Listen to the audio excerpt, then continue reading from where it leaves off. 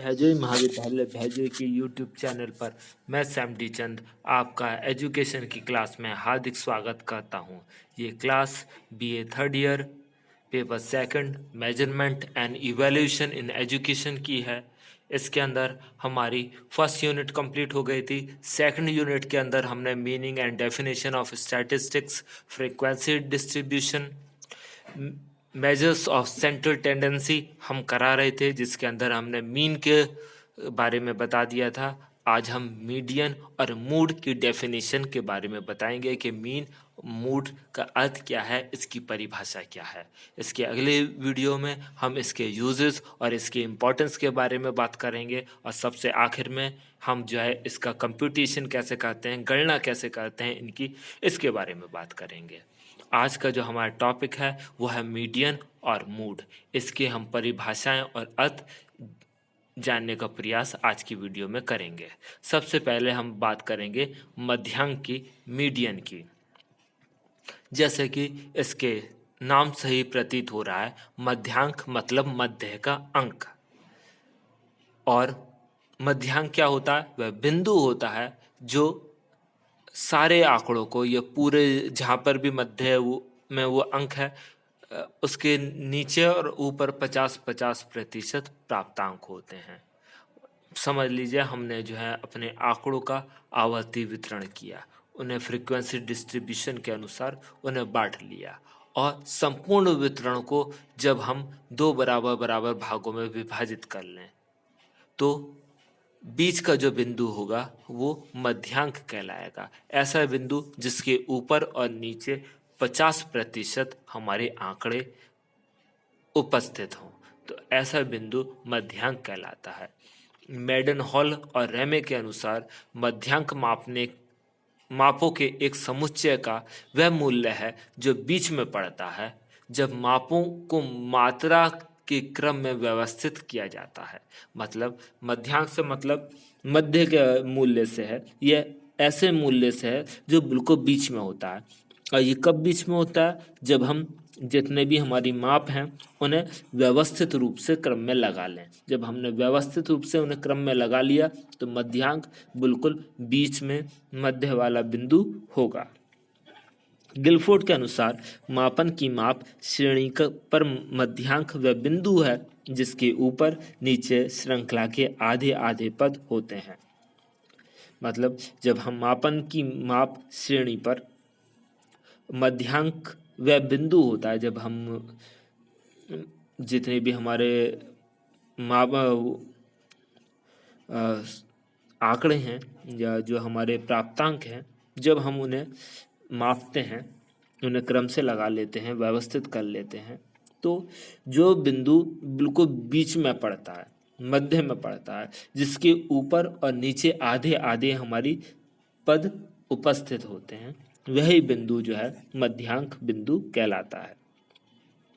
Garrett के अनुसार जब अव्यवस्थित अंक या अन्य माप क्रम में व्यवस्थित हों तो मध्य का अंक मध्यांक कहलाता है।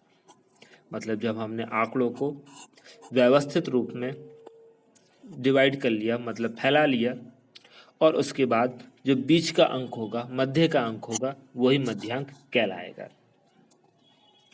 क्रैक्सटन और काउडन और क्लीन के अनुसार मध्यांक वह मूल्य है जो श्रृंखला को इस प्रकार विभाजित करता है कि आधे या आधे से अधिक पदों के मूल्य मध्यांक के समान या कम, और आधा या आधे से अधिक मध्यांक पद के समान या अधिक होते हैं।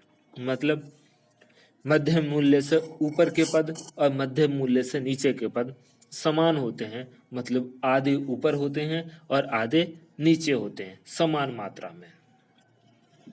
इस प्रकार लिंडक्विस्ट कहते हैं कि आंकड़ों के वितरण में मध्यांक वह बिंदु है जिसके नीचे 50% आंकड़े स्थित होते हैं और उसके ऊपर भी 50% आंकड़े स्थित होते हैं। मतलब वह बिंदु जो बिल्कुल बीच में है और सारे आंकड़ों को वो बराबर बराबर दो भागों में डिवाइड कर दे, वह बिंदु मध्यांक कहलाएगा या मीडियन कहलाएगा।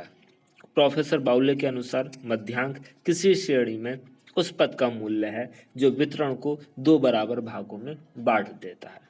इस प्रकार हमारे स्पष्ट हो चुका है कि मध्यांक वह बिंदु है या वह मध्य मूल्य है जो पूरे वितरण को दो भागों में डिवाइड कर दे और इस प्रकार डिवाइड करे कि 50% अंक या पद मध्य मूल्य के ऊपर हो और 50% मूल्य या अंक या पद उस मध्य बिंदु के नीचे हो।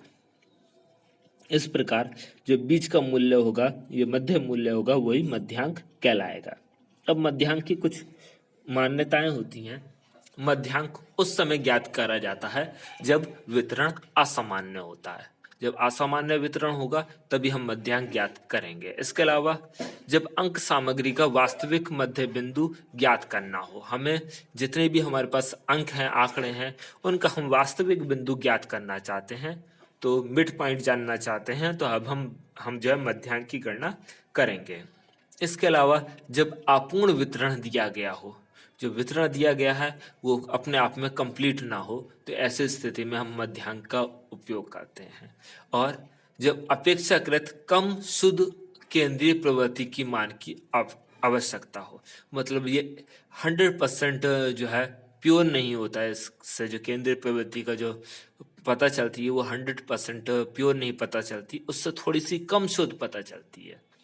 जब श्रृंखला के आरंभ में और अंत में अंक मध्यमान को प्रभावित करते हैं, तब मध्यांक निकालना चाहिए।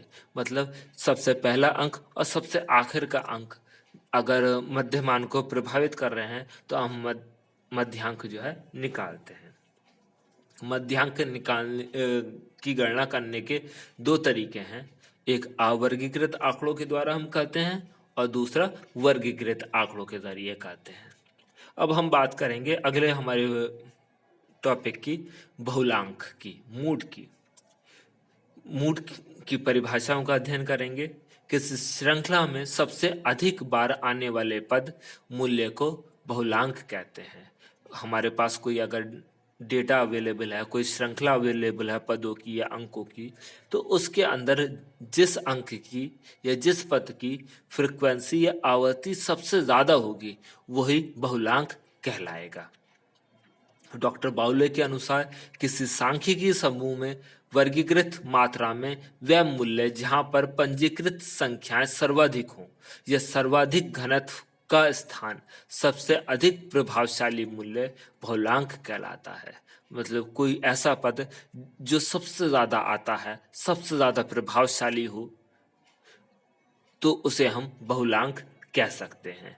कैनी के अनुसार प्राप्तांकों के समूह में जिस प्राप्तांक की आवर्ती सबसे अधिक होती है उसे बहुलांक मान कहते हैं।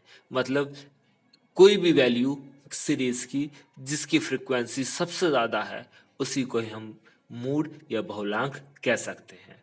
क्रो के अनुसार प्राप्तांकों के समूह में जिस अंक की आवर्ती सबसे अधिक होती है वो बहुलांक कहलाता है। मतलब अगर हमारे पास प्राप्तांकों का कोई समूह दे रखा है जिसमें उसके अंदर अगर किसी अंक की आवर्ती सबसे अधिक है या जिस अंक की भी आवर्ती सबसे ज्यादा अधिक होगी उसी को ही हम बहुलांक कहेंगे, ये बहुलांक वो कहलाएगा। गिलफोर्ड ने भी कहा है किसी वितरण में वह बिंदु जिसकी आवर्ती सर्वाधिक हो बहुलांक कहलाएगा।